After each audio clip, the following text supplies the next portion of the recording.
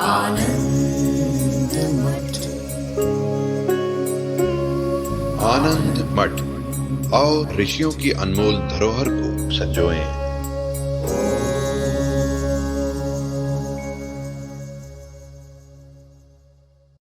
एतद उपहितयोः, अगली पंक्ति इसके आगे की है, एतद उपहितयोः वा अभेदः।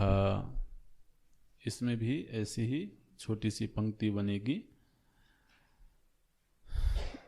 इन उपाधियों में जो उपहित हैं उनमें भी अभेद है।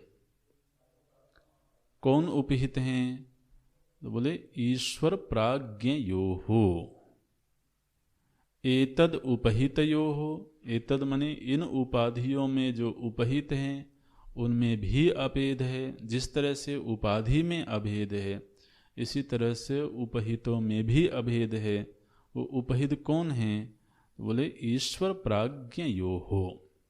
ईश्वर और प्राज्ञ में भी वस्तुतः भेद नहीं है। अच्छा, तो इसके लिए दृष्टांत, वही दृष्टांत लेते हैं। उसमें थोड़ा सा दृष्टांत में एक परिवर्तन है।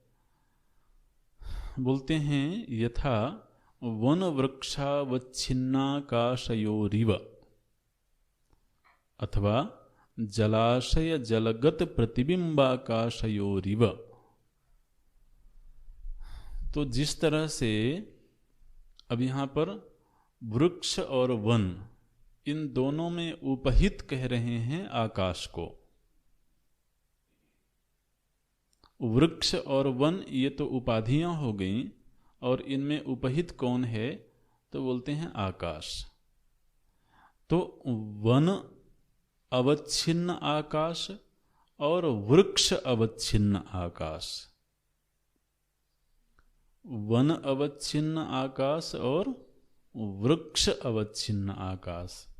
अवच्छिन्न माने घिरा हुआ। तो आप जरा इधर ध्यान दें। तो जैसे जब हम वन में जाते हैं तो वहाँ पर हम क्या देखते हैं कि एक वृक्ष है और उस वृक्ष से घिरा हुआ एक आकाश है। माने वृक्ष आकाश में ही होगा ना। तो जितने आकाश को उस वृक्ष ने घेरा हुआ है, जितने आकाश को उस वृक्ष ने घेरा हुआ है, उस आकाश को क्या कहेंगे? वृक्षावच्छिन्नाकाश, वृक्ष से अवच्छिन्न आकाश। ये भाषा पकड़ में आती है। अब तो कई बार सुन चुके हैं इसलिए कठिनाई नहीं होनी चाहिए। जैसे महाराज आप सभी ने छोटा छोटा आकाश घेर के रखा हुआ है। बिल्कुल, अन्यथा आदमी रहेगा कहाँ? आकाश में ही रहेगा। तो जितने आकाश के हिस्से में वह है, उस आकाश की अब संज्ञा क्या हो गई? बोले ब्रह्मचारी के द्वारा अवच्छिन्न किया हुआ आकाश।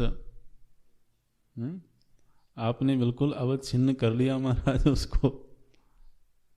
अच्छा, तो अब सभी ने एक छोटा छोटा आकाश यहाँ पर अवच्छिन्न किया हुआ है।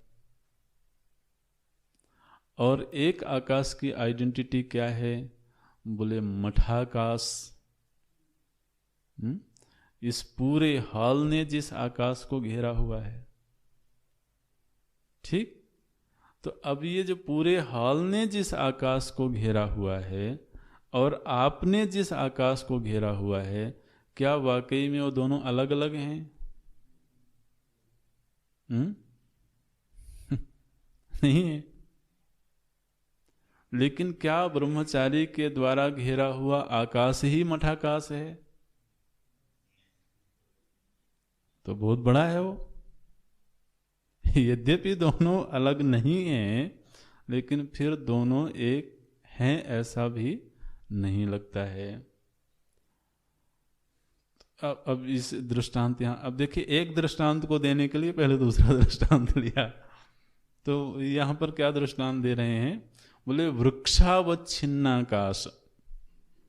एक वृक्ष ने एक आकाश को घेरा है, दूसरे ने दूसरे आकाश को घेरा है, और इस तरह से वन में जितने वृक्ष हैं सभी ने एक छोटा छोटा आकाश घेरा हुआ है। तो वह तो हो गया वृक्षावच्छिन्नाकाश। आप बोल सकते हो वृक्षावच्छिन्नाकाश वृक्ष के द्वारा अवच्छिन्न किया हुआ आकाश। और फिर एक वनावच्छिन्नाकाश है।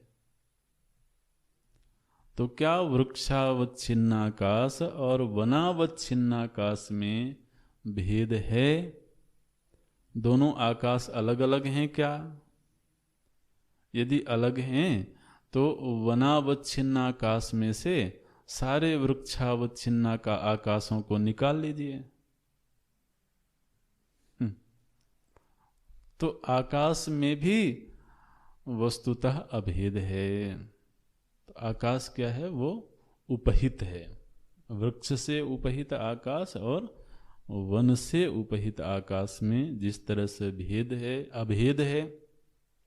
और जलाशय जलगत प्रतिबिंबाकाश। अब यहाँ पर जलाशय के द्वारा घेरे हुए आकाश की बात नहीं कर रहे हैं। बोले जब हम जलाशय में के तट पर जाते हैं तो हमें क्या दिखता है कि उस पूरे जलाशय में आकाश प्रतिबिंबित हो रहा है। तो जलाशय के अंदर आपको आकाश दिखता है? आकाश दिखे तभी तो वहां सूर्य देव दिखेंगे। तो महाराज जलाशय के भीतर एक प्रतिबिंबित आकाश है। ध्यान रखना, जलाशय से अवच्छिन्न किया हुआ आकाश अलग है, अभी उसकी चर्चा नहीं कर रहे हैं। जलाशय के अंदर जो प्रतिबिंबित आकाश है वह आकाश और जल के प्रत्येक बिंदु में प्रतिबिंबित आकाश। आप जलाशय में से अपने विचार के धरातल पर एक एक बिंदु को आप अलग करो और हर बिंदु में आकाश प्रतिबिंबित है। तो प्रत्येक बिंदु में प्रतिबिंबित आकाश और पूरे जलाशय में प्रतिबिंबित आकाश, ये दोनों भिन्न हैं क्या? नहीं है। असल में प्रत्येक बिंदु में प्रतिबिंबित आकाश ही समष्टि रूप में जलाशय में प्रतिबिंबित आकाश कहलाता है। तो वह जो प्रतिबिंबित आकाश है उसको कह रहे हैं वो उपहित है। तो वन और वृक्ष से अवच्छिन्न आकाश में अभेद है, जल और जलाशय में प्रतिबिंबित आकाश में अभेद है। ठीक इसी तरह से व्यष्टि अज्ञान से उपहित चेतन और समष्टि अज्ञान से उपहित चेतन में अभेद है।